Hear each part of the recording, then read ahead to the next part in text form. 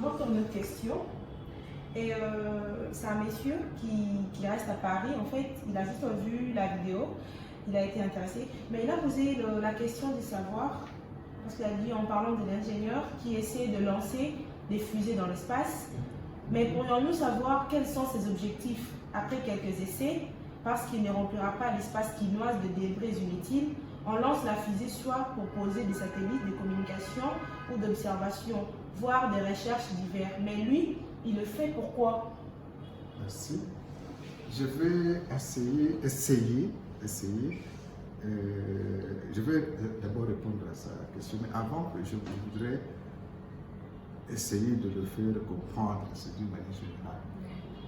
Une fusée, si vous regardez depuis le temps, il n'y a jamais eu un brevet qu'on donne à un pays qui lance la fusée. C'est-à-dire que la fusée, c'est une technologie très complexe.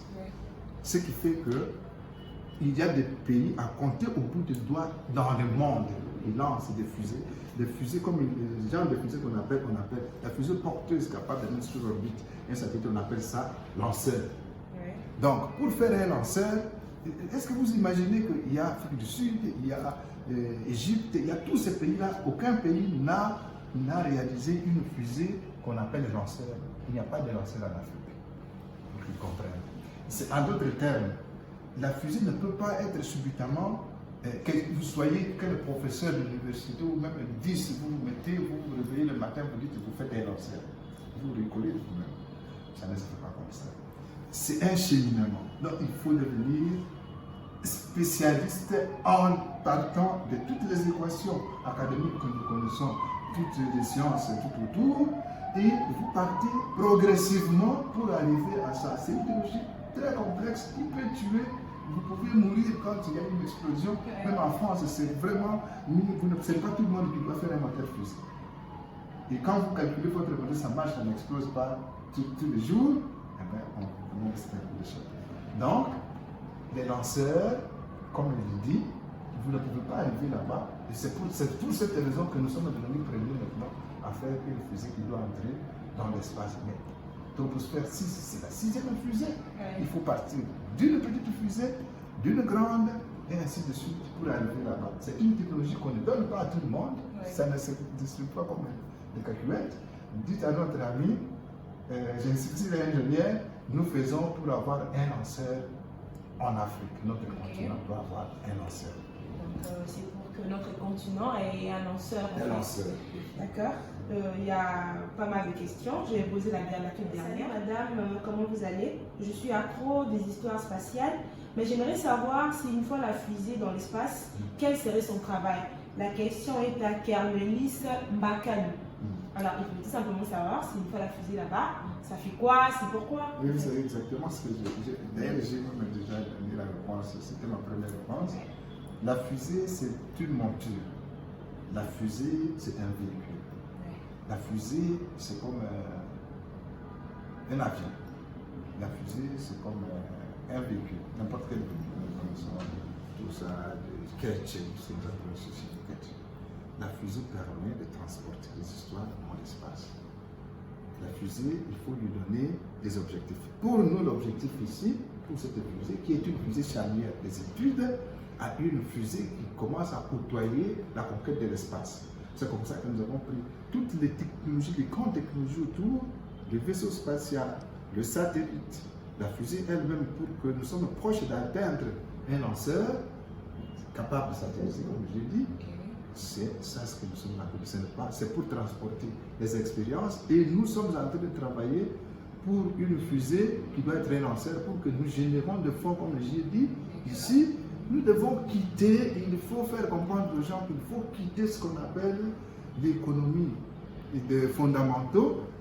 Bon, je le renvoie à ce que BBC venait de faire un reportage sur nous et qu'il écoute bien. BBC, il y a des spécialistes qui ont dit ce que BBC de faire. Parce que BBC a dit que les spécialistes disent que lorsque vous mettez $1 dans ce domaine-là, vous récoltez $100. Merci. D'accord.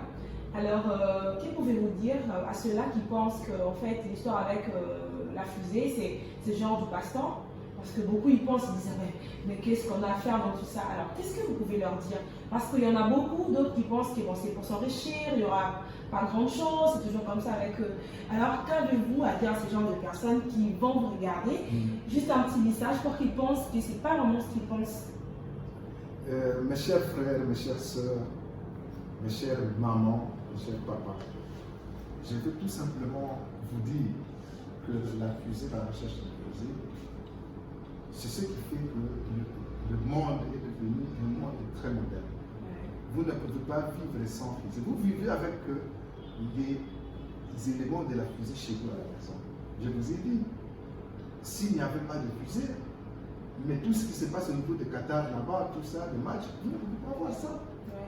C'est des satellites que vous avez. Mais les satellites peuvent arriver là-bas comment? Mais vous ne pouvez, les smartphones, les WhatsApp là que vous regardez, mais les Facebook, les réseaux sociaux, tout ce que nous parlons, même cette émission, parce que s'il n'y avait pas de fusée, ça ne peut pas exister. Donc, nous vivons avec la fusée. Et ça, c'est un peu plus lointain dans nos têtes. Mais sur place, ici, comme je vous ai dit, mais vous vivez avec des garçons, il y a beaucoup de gens dans une famille, 3, 4 ans de diplôme, ils ne savent pas quoi faire. J'ai donné un exemple. Si nous avons Mouba, mais sur quoi nous pouvons transformer cette eau-là? D'abord, une première usine de fabrication, non, de production du sel comestible. Si on met de l'iode, les gens connaissent. Donc, nous pouvons faire ça. Mais l'idée là vient d'où? C'est à partir de la fusée. Mais lorsque nous avons transformé pour faire le chlore, mais il y a beaucoup de gens, quand la régie des eaux fait 2 jours sans chlore, il y a beaucoup de gens qui meurent. Mais ça va nous aider. Mais on nous dit que nous avons beaucoup de richesses. Mais il faut mettre des satellites sur l'orbite pour contrôler vos richesses. Mais les frontières sont poreuses partout. Il faut mettre des satellites pour contrôler tout ça. L'agriculture, des endroits qu'il faut faire, les agricultures comme les gens, ce qu'on a fait ici, je parle de le président honoraire qui est parti. Ce qu'on a fait là-bas, comment est-ce qu'on appelle ça? Sur la bande d'ici.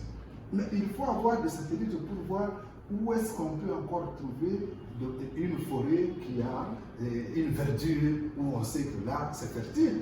Avec la fusée, nous allons contrôler et nos richesses et même l'intégrité territoriale et tout ce que nous avons. C'est la fusée qui tout, je peux vous dire tout. Smartphone, tout ce que vous avez, tout, c'est la fusée. Mais donnez-moi le temps, progressivement, je peux vous dire, regardez maintenant, c'est ça, parce qu'il y a ça, c'est la fusée qui a parce que comme on n'a pas le temps, ça viendra un autre jour. Donc on vit, on va trouver des solutions pour les gens qui ne travaillent pas. Les sociales, moi j'ai toujours dit à nos autorités, mais je n'ai même pas gêné pour demander aux autorités, les sociales qu'on cherche, c'est tout simplement revenir même chez nous, pendant ne fût-ce que même 6 mois, et vous allez voir comment le social va se faire. Nous avons plus de 3000, je dis bien 3000 unités de production qui viennent des retombées technologiques. C'est-à-dire en faisant nos recherches, on peut valoriser ça, donner une valeur économique sur ce qu'on est en train de faire, ça devient une société. Et si vous pouvez prendre 100 personnes plus 3000, vous avez créé combien de postes de travail? Vous avez beaucoup de gens que vous allez engager et Kinshasa, ici, les gens vont commencer à changer tous les jours. Nous avons trouvé le boulot et tout ça. C'est ce que nous cherchons. Il y en a.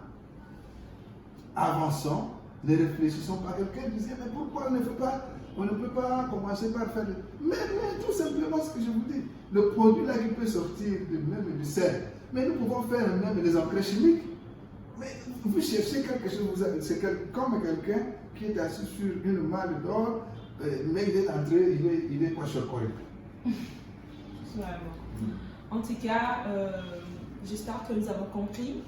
Donc, il est vraiment évident qu'il y ait l'histoire de la fusée parce que, comme le savant vient de le dire, donc, nous avons besoin de la fusée pour bien vivre parce que cela ne va pas seulement permettre aux métiers, comme vous le pensez, de s'enrichir, mais quand même ça peut nous aider, ça peut créer d'emplois pour ceux qui sont à la maison, qui ne font rien du tout. Ça peut nous aider à bien surveiller nos richesses, nos forêts et tout. Donc tout cela, ce serait grâce à la fusée. Alors, j'espère que nous sommes déjà à la fin parce que le savant a déjà répondu à toutes les questions. J'espère que vous avez suivi et que vous avez compris à tous ceux-là qui ont posé des questions. Alors, à tous ceux-là aussi qui n'ont pas encore eu l'opportunité de regarder, soit de poser vos questions. En tout cas, vos questions sont les bienvenues. Nous allons voir. Et puis, le savant est toujours là pour répondre à toutes vos questions.